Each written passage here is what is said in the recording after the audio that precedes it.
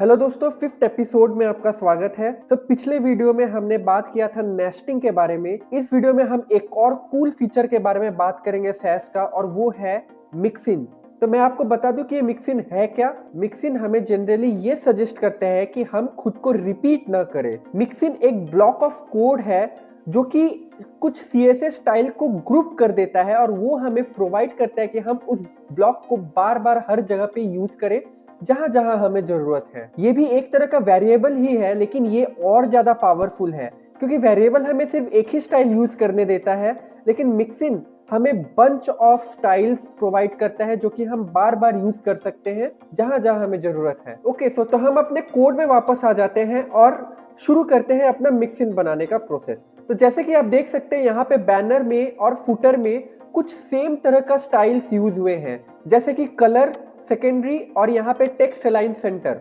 ये दोनों स्टाइल यहाँ पे 2 बार यूज हुए हैं।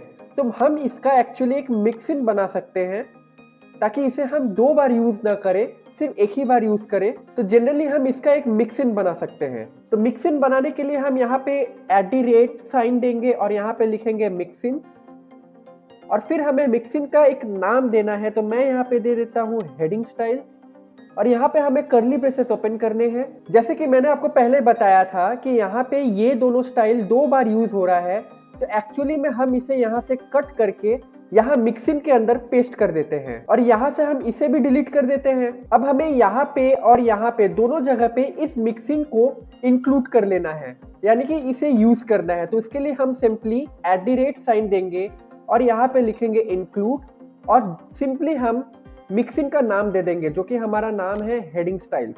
इसे हम सेव करते हैं। तो आप देख सकते हो यहाँ पे किसी तरह का कोई भी चेंजेस नहीं हुआ, हमारा कोड बिल्कुल सही से काम कर रहा है। और अगर हम main.css फाइल में आते हैं तो यहाँ पे इंडिविजुअली दोनों को अलग अलग स्टाइल्स मिल चुके हैं, जो कि ये कंपाइल कोड है, इसलिए यहाँ पे CSS फाइल में ये रिपीट हो चुका है, लेकिन सैस फाइल में हमारा रिपीटेशन नहीं हुआ है। थोड़ा और डीप चलते हैं। एक्चुअली में हम मिक्सिंग में पैरामीटर्स भी पास कर सकते हैं। जैसे कि आप देख सकते हो, बैनर H1 में हमारा फॉन्ट साइज है और फुटर H3 में भी हमारा फॉन्ट साइज है, लेकिन प्रॉब्लम ये है कि इसमें फॉन्ट LG है और इसमें फॉन्ट MD है। तो हम इस फॉन्ट साइज को भी मिक्सिंग के अंदर मूव करके हम पैरामीटर पास करेंगे कि हमें कब फॉन्ट LG यूज करना है और कब हमें फॉन्ट MD यूज करना है। पैरामीटर पास करने के लिए हम यहाँ पे पैरेंथेसिस ओपन करेंगे, और पैरेंथेसिस के अंदर हम उस पैरामीटर का नाम देंगे। तो उसके लिए हमें $साइन देना है, और पैरामीटर का नाम मैं दे देता हूँ फॉन्ट साइज।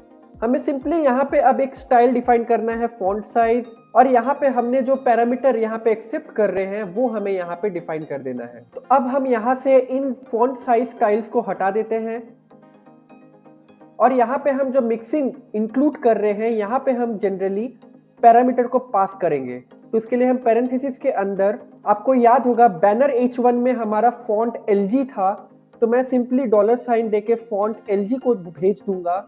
और यहाँ पे हमारा फॉन्ट MD था, तो मैं यहाँ पे $साइन देके फॉन्ट MD को भेज दूंगा। और अगर मैं इसे सेव करता हूँ तो आप देख सकते हो यहाँ पे रिजल्ट बिल्कुल सेम है, और main.css में भी कोई चेंजेस नहीं है, जैसे पहले था वैसे अभी भी है। आई होप आपको यहाँ तक बहुत अच्छे से समझ में आ रहा होगा।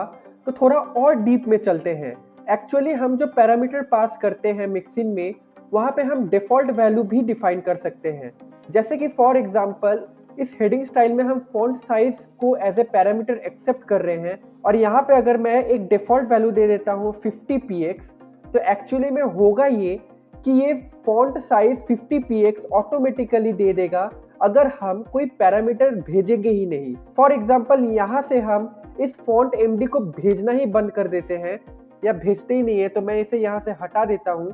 और जैसे मैं इसे सेव करूंगा तो आप देख सकते हो फुटर हेडिंग जो है वो बड़ा हो गया है, क्योंकि इसको डिफॉल्ट वैल्यू मिल चुका है यहाँ से। और अगर मैं main.css में देखूं तो यहाँ पे फॉन्ट साइज जो है वो 50px मिल चुका है यहाँ पे, क्योंकि हमने यहाँ पे कोई भी पैरामीटर ही नहीं भेजा। और यही सब फीचर्स तो सैस को एज ए प्रोग्रामिंग लैंग्वेज बनाता है, बिल्कुल जावास्क्रिप्ट की तरह। आज के वीडियो में बस इतना ही, लेकिन वीडियो खत्म होने से पहले मैं आपको एक और कूल चीज दिखाना चाहता हूँ। मैं चाहता हूँ कि इस फुटर हेडिंग पे होवर करने से इस पे कुछ इफेक्ट आए। तो इसके लिए मैं यहाँ पे सूडो क्लास लगाऊंगा एम्पर साइन देके होवर, जो कि मैं पिछले वीडियो में डिस्कस कर चुका हूं, और यहाँ पे मैं कर्ली ब्रेसेस खोल के कलर दूंगा इसे कलर टर्शियरी और बैकग्राउंड कलर दूंगा मैं इसे कलर प्राइमरी। इसे सेव करता हूं और अगर मैं इसे होवर करता हूं तो जैसे कि आप देख सकते हो यहाँ पे इफेक्ट आ चुका है, लेकिन मैं चाहता हूं इसे ट्रांजिशन देना, इसे एनिमेट करना। तो एनिमेट करने के लिए मैं यहाँ पे एक मिक्सिन बनाऊंगा और मिक्सिन का नाम मैं यहाँ पे ट्रांजिशन दे देता हूं। आप कुछ भी दे सकते हो, कोई कंपलसरी नहीं है। मैं बस इतना दिखाना चाहता हूं कि अगर आपको मिक्सिन में एक से ज्यादा पैरामीटर पास करने हैं तो आपको उसे ट्रिपल डॉट से डिनोट करना पड़ेगा। तो फॉर एग्जांपल मैं यहाँ पे पैरम्स को एक्सेप्ट करूंगा और यहाँ पे मैं ट्रिपल डॉट दूंगा क्योंकि यहाँ पे एक से ज्यादा पैरामीटर्स मेरे आने वाले हैं, और इसके अंदर मैं सिंपली ट्रांजिशन में इस पैरम को असाइन कर दूंगा और इस मिक्सिंग को हम यहाँ पे इंक्लूड कर लेंगे। तो मैं यहाँ पे इंक्लूड लिखूंगा और मिक्सिंग का नाम दूंगा जो कि है हमारा ट्रांजिशन, और यहाँ पे हम एक से ज्यादा पैरामीटर भेजने वाले हैं। तो सबसे पहला हमारा होगा कलर, जो कि 0.5 ड्यूरेशन का होगा, और दूसरा होगा हमारा बैकग्राउंड कलर जो कि हमारा 1 सेकेंड का होगा। सेव करते हैं। तो अब अगर हम यहाँ पे होवर करेंगे तो आप देख सकते हो ये एनिमेट हो रहा है। हम ट्रांजिशन को अप्लाई कर दिए हैं मिक्सिंग के थ्रू। इसीलिए आप हमेशा याद रखिए कि अगर आपको एक से ज्यादा वैल्यूज भेजने हैं मिक्सिंग में तो आपको ये 3 डॉट्स यूज करने हैं।